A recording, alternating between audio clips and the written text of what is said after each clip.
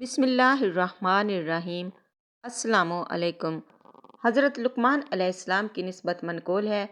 مقول فرماتے ہیں کہ لقمان حکیم نوبی قوم کے ایک سیاہ رنگ غلام تھے اور اللہ تعالیٰ نے ان کو حکمت و دانش سے نواز دیا تھا۔ یہ بنی اسرائیل میں ایک شخص کے غلام تھے جس نے ان کو 30.5 مسقال کے عوض خریدا تھا۔ یہ اس کی خدمت میں لگے رہتے تھے۔ یہ شخص چوسر کھیلتا تھا اور اس پر بازی لگایا کرتا تھا، اور اس کے دروازہ کے قریب ایک نہر جاری تھی۔ ایک دن اس شرط پر چوسر کھیلی گئی کہ جو ہار جائے گا اس کو اس نہر کا سارا پانی پینا پڑے گا یا اس کا فدیہ ادا کرے گا۔ مقول کہتے ہیں کہ لقمان کا آقا ہار گیا۔ اب جیتنے والے نے مطالبہ کیا کہ یا تو سارا پانی پیے یا اپنا فدیہ ادا کرے۔ اس نے پوچھا کہ کیا فدیہ ہے؟ اس نے کہا کہ تیری دونوں آنکھیں جن کو میں پھوڑوں گا یا جو کچھ بھی تیری ملکیت ہے وہ سب فدیہ ہوگا۔ لقمان کے آقا نے کہا کہ مجھے آج کے دن کی مہلت دو۔ اس نے منظور کر لیا۔ کہتے ہیں کہ وہ بہت غمگین اور آزردہ تھا کہ لقمان لکڑیوں کا گٹھا پشت پر اٹھائے ہوئے آ پہنچے اور آقا کو سلام کیا، پھر گٹھا کو رکھا اور اس کے پاس آئے، اور اس کی عادت تھی کہ وہ جب حضرت لقمان کو دیکھتا تھا تو ان سے دل لگی کیا کرتا تھا اور ان سے کلمات حکمت سنتا اور تعجب کیا کرتا تھا۔ انہوں نے اس کے پاس بیٹھ کر کہا، کیا بات ہے؟ میں تم کو آزردہ اور غمگین دیکھ رہا ہوں۔ اعراض کیا، پھر دوبارہ سوال کیا تو پھر بھی اس نے جواب سے گریز کیا۔ پھر انہوں نے تیسری مرتبہ پوچھا، اس دفعہ بھی وہ خاموش ہی رہے۔ چوتھی مرتبہ آپ نے فرمایا، مجھے بتائیے کیونکہ ہو سکتا ہے میں آپ کی مشکل کو حل کر دوں۔ اب اس نے پورا قصہ سنا دیا۔ لقمان نے کہا کہ غم نہ کیجیے، میرے پاس اس کا حل موجود ہے۔ اس نے کہا، وہ کیا ہے؟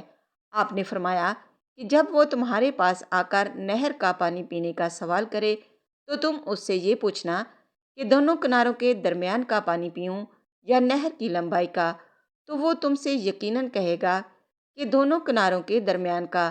تو تم اس سے کہنا کہ میں پانی پینے پر آمادہ ہوں، تو لمبائی سے پانی بہنے کو روکے رکھ جب تک میں دونوں کناروں کے درمیان کا پانی نہ پی لوں، اور یہ اس کی طاقت سے باہر ہوگا کہ وہ پانی روکے رکھے۔ اب آپ اس عہد سے نکل جائیں گے۔ آقا نے اچھی طرح سمجھ کر تصدیق کی اور خوش ہو گیا۔ جب صبح ہوئی تو وہ شخص آیا اور اس نے کہا کہ میری شرط پوری کرو۔ آقا نے جواب دیا کہ یہ بتاؤ کہ دونوں کناروں کے درمیان کا پانی پیوں یا لمبائی کا؟ اس نے کہا کہ دونوں کناروں کے درمیان کا۔ اب انہوں نے کہا کہ بہت اچھا، لمبائی کے پانی کو روک لو۔ اس نے کہا، یہ تو ناممکن ہے۔ اس طرح عدم افاق کی ذمہ داری اس پر جا پڑی اور یہ غالب آ گیا۔ مقول کہتے ہیں کہ اس نے لقمان کو آزاد کر دیا۔ محمد بن اسحاق کہتے ہیں کہ لقمان نے اپنے بیٹے کو وصیت کی کہ بیٹا، جب تم کسی شخص سے بھائی چارہ کرنا چاہو تو آزمائش کے طور پر پہلے اس کو بھائی بناؤ، ورنہ اس سے بچو۔ حضرت ابو ہریرہ رضی اللہ عنہ سے روایت ہے کہ حضور صلی اللہ علیہ وآلہ وسلم کی خدمت میں ایک شخص نے حاضر ہو کر عرض کیا کہ میرا ایک پڑوسی ہے جو مجھے دکھ پہنچاتا رہتا ہے۔